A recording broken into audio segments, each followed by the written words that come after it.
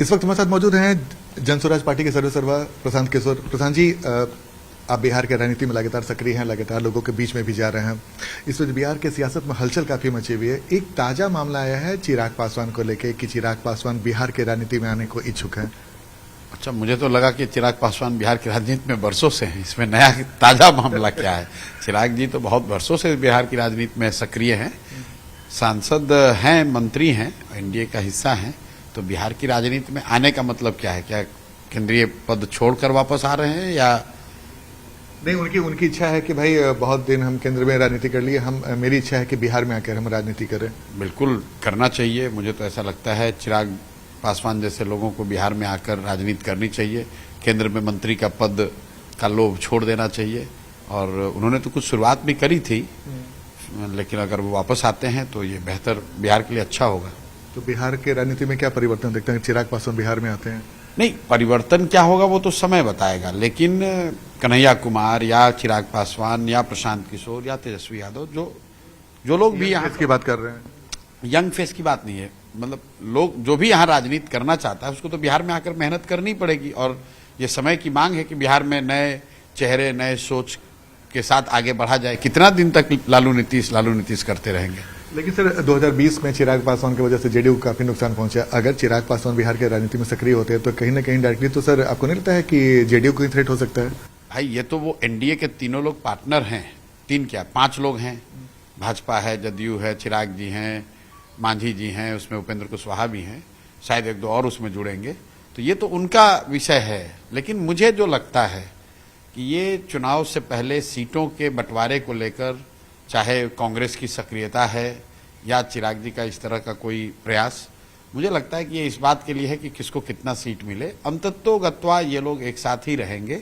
और मैं ऐसा नहीं देखता हूं, अगर हो तो अच्छा है, लेकिन ऐसा मैं देखता नहीं हूं अभी कि चिराग पासवान अभी केंद्र में अपनी मंत्रिपरिषद में अपनी जगह को छोड़कर बिहार की राजनीति में आ जाएंगे। ऐसा मैं देखता नहीं हूं। अगर हो तो अच्छा है। तो चिराग पासवान में भी सीएम मटेरियल देखते हैं क्या आप?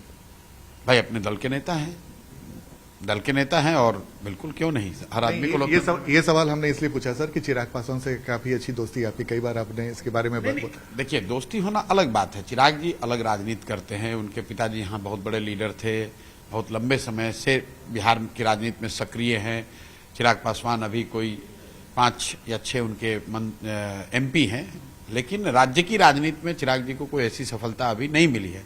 पिछली बार चुनाव में उन्होंने 100 से ज्यादा सीट पर चुनाव लड़ा था और उसका एक नतीजा ये हुआ कि नीतीश जी की पार्टी को, ऐसा लोगों को लगता है कि नीतीश जी की पार्टी को उससे बहुत नुकसान हुआ। हालांकि ऐसी बात नहीं है, मैं ऐसा नहीं मानता हूं, क्योंकि नीतीश जी की पार्टी का जो नुकसान हुआ सो हुआ, वो सिर्फ चिराग की वजह से नहीं हुआ। एंटी इनकम्बेंसी थी, कोविड का मामला था, क्योंकि सिर्फ नीतीश जी की सीट कम नहीं हुई, भाजपा का स्ट्राइक रेट भी 90 से घटकर 60 हो गया। तो उस समय उन भाजपा की सीटों पर तो चिराग पासवान नहीं लड़े थे। तो एनडीए के खिलाफ जो कोविड का मिसमैनेजमेंट था, जो गुस्सा था पलायन और लॉकडाउन का, वो दिखा था। लेकिन मैं फिर दोहरा रहा हूं, मैं देखता नहीं हूं कि चिराग पासवान आ जाएंगे। तो मीडिया ऐसे इसका बड़ा मुद्दा बना रही है, लेकिन अगर वो आए सब कुछ छोड़कर तो अच्छा है। सर, एक कांग्रेस की राजनीति पर काफी दिलचस्प बातें हो रही हैं और जिस तरीके से प्रेस कॉन्फ्रेंस आपने देखा, कृष्णा लवरू ने कहा कि भाई तेजस्वी यादव महागठबंधन के कोऑर्डिनेटर होंगे। ये जो चेहरे की बात होती थी इसके पहले हम लोगों ने देखा था, आपने भी कई बार बोला, लेकिन अगर चेहरा को नहीं आगे किया गया तो इसके पीछे क्या वजह लगती है? इसके पीछे कोई वजह नहीं है। इसकी वजह यह है कि कांग्रेस जितनी सीट मांग रही है वो राजद वाले दे नहीं रहे होंगे।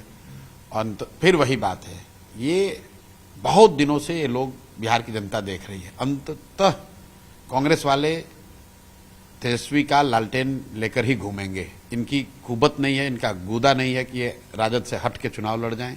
और अगर राजद के साथ ये चुनाव लड़ रहे हैं तो वहां लालू और लालू जी के परिवार को छोड़कर दूसरा कौन चेहरा होगा? तो क्यों आप लोग भी समय जाया करते हैं? इसी तरीके से ये जो भाजपा वाले लोग हैं, भाजपा वाले नीतीश के साथ ही रहना है। नीतीश जी चेहरा है, कहां उनको हटाकर किसी को बना सकते हैं? ये सब बेवकूफ बनाने वाली बात है। जितने लोग हैं, मांझी जी हैं, चिराग जी हैं, भाजपा वाले हैं, सब एक और नीतीश चेहरा है, एक और तेजस्वी चेहरा है। क्लियर है। 2020 में तो सर तेजस्वी यादव के चेहरे को आगे करके ही न गया था महागठबंधन। तो इस बार अभी वो सीट की बार्गेनिंग चल रही है ना भाई। अभी तेजस्वी यादव ने सीट वो नहीं दिया होगा जो कांग्रेस वाले चाहते हैं, लेकिन कांग्रेस का ये आपको क्या लगता है, जो इसको थोड़ी बहुत भी राजनीतिक समझ है, कांग्रेस का बिहार में इतना दम है कि वो राजद को कह देगा कि कौन चेहरा बनेगा कौन नहीं बनेगा? भाई लालू जी जो तय करते हैं वो होता है बिहार कांग्रेस में। कोई आ जाए, कोई कांग्रेस का प्रभारी बन जाए, जो भी अभी कांग्रेस के अध्यक्ष बन जाए, आप इतने लंबे समय से बिहार में रिपोर्टिंग कर रहे हैं, क्या कांग्रेस की इतनी ताकत है कि वो लालू जी के कहे के बगैर या लालू जी के मन के बगैर कोई निर्णय ले ले बिहार में? ऐसा हो ही नहीं सकता है। तो बेकार हम लोग उस पर क्यों समय जाया करें? सर एक इम्पोर्टेंट है ये सवाल जो आपने कहा कि बिहार में जो मुस्लिम वोटर का झुकाव आपको किधर दिखता है? कांग्रेस अपने बारे में दावा करती है, अभी भाई मुस्लिम वोटर का झुकाव आज भी बिहार में सारे प्रयासों के बाद भी बस एक ही है कि जो भाजपा को हराएगा मुस्लिम वोटर का झुकाव उधर है। लेकिन ये बात भी तय है कि मुस्लिम वोटर यहाँ लगातार 30-35 साल से राजद को वोट दे देकर थक गया है, ठगा हुआ महसूस करता है, क्योंकि राजद ने उसको भागीदारी दी, ना राजद वाले उनके विकास के लिए कुछ करते हैं, न ही जब मुसलमानों पर संकट आता है, चाहे वो सीए एनआरसी का मामला हो या अभी वक्फ का मामला हो, बयानबाजी को छोड़कर राजद वाले करते कुछ नहीं है, सिर्फ मुसलमानों को भाजपा का डर दिखाकर वोट लेते आए हैं। तो एक बहुत बड़ा वर्ग मुसलमानों में भी धीरे धीरे अब ऊब सा गया है कि यार कितने दिन लालटेन में किरासन तेल बनकर जलते रहेंगे। तो प्रशांत किशोर भी पैठ बनाने की कोशिश कर रहे हैं मुस्लिमों की? नहीं, हम लोग कोई ऐसा हमने ईद के समय जो दौरा किया सीमांचल का, ईद के समय दौरा नहीं, हम तो रोज दौरा कर रहे हैं। अच्छा, आपने एक मास्टर मुजाहिद से मुलाकात की? बात समझिए, हम लोग रोज दौरा करते हैं। रमजान के महीने में जब भी दौरे पर रहे तो जिस गांव में भी वहां पर रोजा खोलने का जो इफ्तार होता है उसमें शामिल हुए।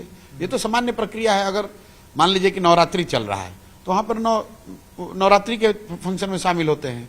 रास्ते में कोई मंदिर पड़ता है, मंदिर में जाते हैं। रमजान इफ्तार हो रहा है, ऐसा नहीं है कि प्रशांत किशोर इफ्तार आयोजित कर रहे हैं और सबको बुला रहे हैं, जो नेता करते हैं।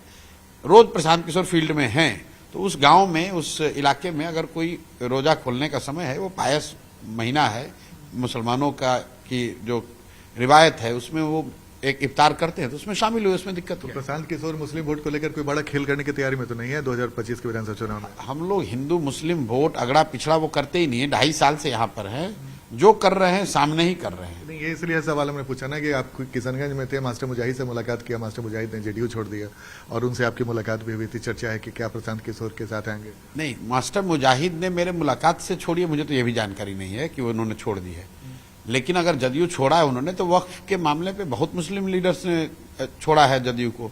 और मैं तो आपके माध्यम से फिर से मुस्लिम साथियों को अपील करना चाहता हूं, जो लोग भी अभी नीतीश कुमार के दल में फंसे हुए हैं किसी भी व्यक्तिगत लालच में, आप समझ लो कि ये व्यक्ति मुसलमानों के लिए भाजपा से भी ज्यादा खतरनाक है।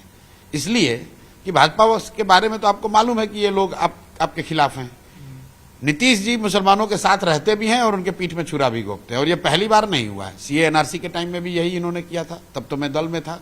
मैं ऑन रिकॉर्ड बता रहा हूं, दल में एक बार नहीं 2 बैठकों में नीतीश कुमार ने कहा, मैं दल में था कि भाई हम लोग सीए एनआरसी के खिलाफ में वोट देंगे, और जब वोट होने की बात आई तो जाकर उसके पक्ष में वोट दे दिया। फिर मुझे कह रहे हैं कि जाकर बयान दे दीजिए कि बिहार में हम लोग इसको लागू नहीं करेंगे।